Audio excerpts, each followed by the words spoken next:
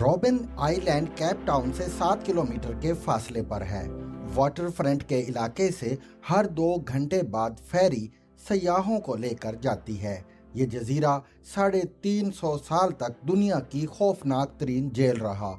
Nelson Mandela ने अपनी 27 साल कैद का बड़ा हिस्सा इस जेल में गुजारा और ये उनकी वजह से पूरी दुनिया में मशहूर हो गया।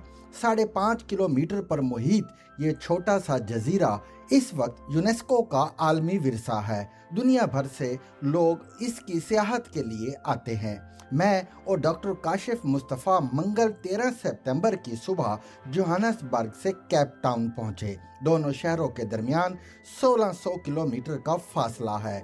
ये जोहानसबर्ग से बिल्कुल मुख्तलिफ शहर है। जोहानसबर्ग को दुनिया के सबसे बड़े इनलैंड शहर की हैसियत हासिल है। ये दरियाओं और समंदरों से दूर वीराने में आबाद हुआ।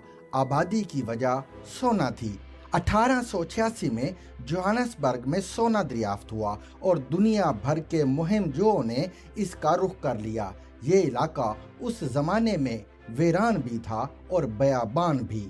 दरख्त तक नहीं होते थे, मगर फिर लोग आते रहे और ये आबाद होता रहा। आज इसकी आबादी 60 लाख है।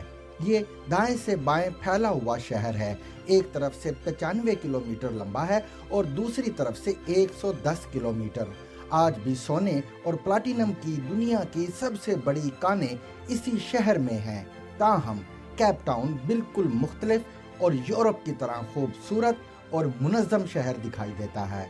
मौसम ठंडा, माहौल में हरियाली और फिजा में वुसअत है। लोग खुश और खुशहाल हैं। सियाहत बड़ी इंडस्ट्री है। गोरे ज़्यादा और काले कम है। अटलांटिक ओशन के किनारे आबाद है और अफ्रीका की तरफ से दुनिया का आखिरी शहर है। शहर से 4 घंटे की मुसाफत पर वो मुकाम भी मौजूद है जहां अटलांटिक ओशन इंडियन ओशन के साथ मिलता है और कुरान मजीद की हक्कानियत की गवाही देता है। अल्लाह ताला ने कुरान में फरमाया, और वही तो है जिसने 2 समंदरों को मिला रखा है, जिनमें से एक का पानी लजीज और शीरी है और दूसरे का खारी कड़वा। फिर उनके दरमियान एक पर्दा और सख्त रोक खड़ी कर दी है। केप टाउन से 1 घंटे के फासले पर हरमिनस का वो शहर वाक़ है जहां हर साल व्हेल मछलियों की सबसे बड़ी नकल मकानी होती है। दुनिया में जानवरों और परिंदों की 4 बड़ी हिजरतें होती हैं।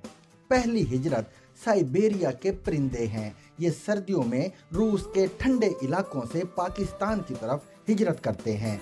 दूसरी हिजरत जंगली जानवरों की साउथ अफ्रीका से सेंट्रल अफ्रीका की तरफ है। इसमें 30-40 लाख जानवर गोल दर गोल जनूब से शुमाल की तरफ दौड़ते हैं और धरती को दहलाते हुए कीनिया पहुंचते हैं। तीसरी हिजरत सार्डिन मछलियों की होती है। हर साल करोड़ों मछलियां अमरीकी साहिलों से हिजरत करके साउथ अफ्रीका के शहर डरबन के साहिल पर आती हैं, अंडे देती हैं और वापस लौट जाती हैं। और चौथी हिजरत व्हेल मछलियों की होती है। हर साल सितंबर और अक्टूबर में लाखों की तादाद में देव हेकल मछलियां रूस से हरमिनस आती हैं और चंद माह यहाँ गुजार कर वापस चली जाती हैं। हरमिनस में सैकड़ों साल से ये रिवायत चली आ रही है।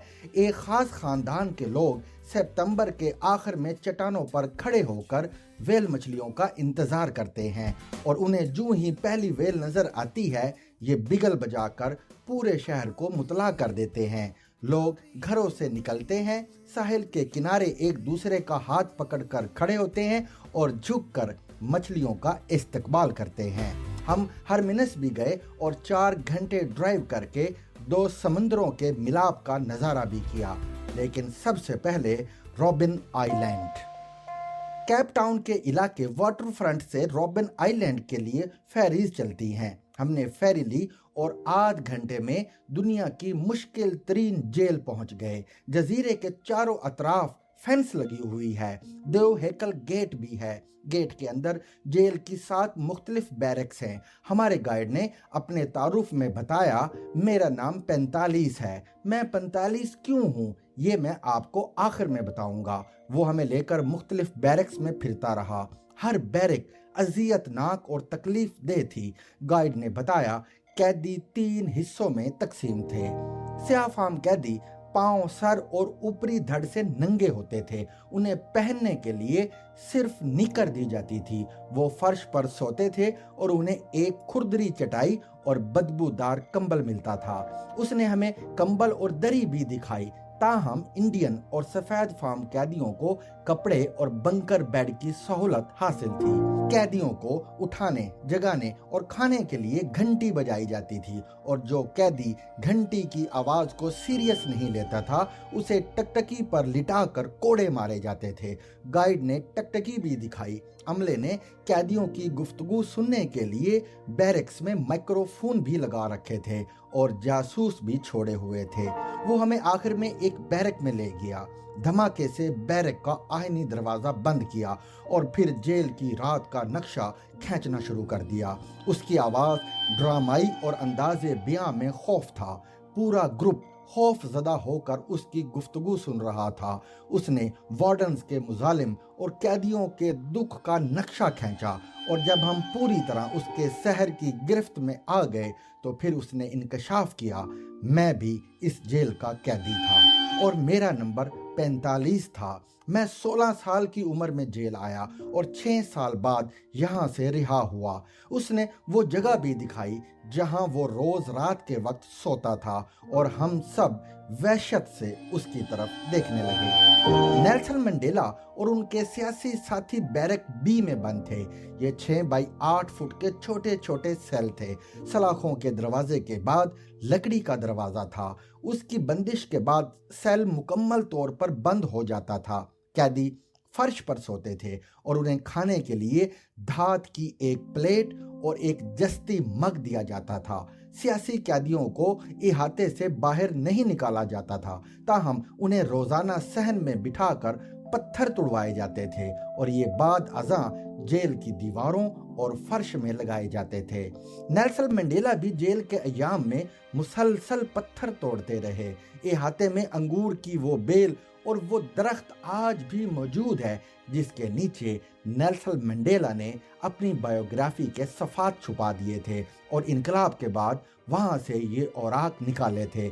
आप उन लोगों का कमाल देखिए, उन्होंने इस सख्ती के बावजूद कैदियों के लिए एक नई और खुफिया ज़ुबान भी ईजाद कर ली थी और ये एक दूसरे से इस ज़ुबान में पैगाम रसानी भी करते थे।